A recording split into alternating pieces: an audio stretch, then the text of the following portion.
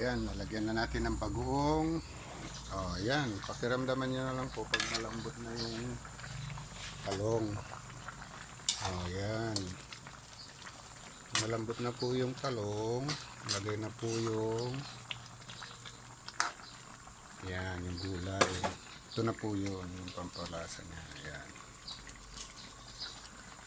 Ayan.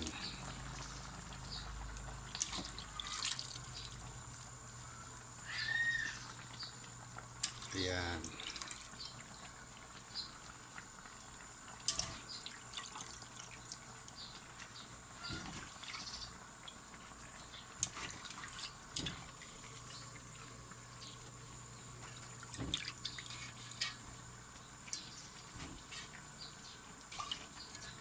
Okay na po yan. Ayan.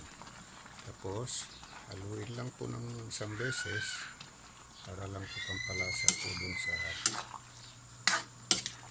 yan. Pag yung kamote nyo, okay na po. Yan.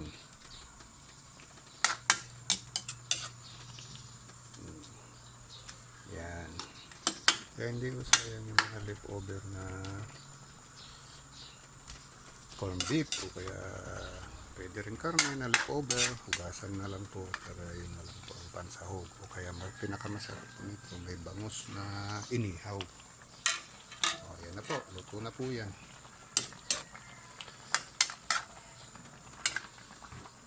Okay na po yan. Mamaya tikman na po natin kung bagoong.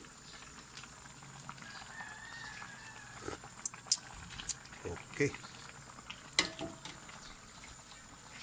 Ngayon na po, luto na po ang ating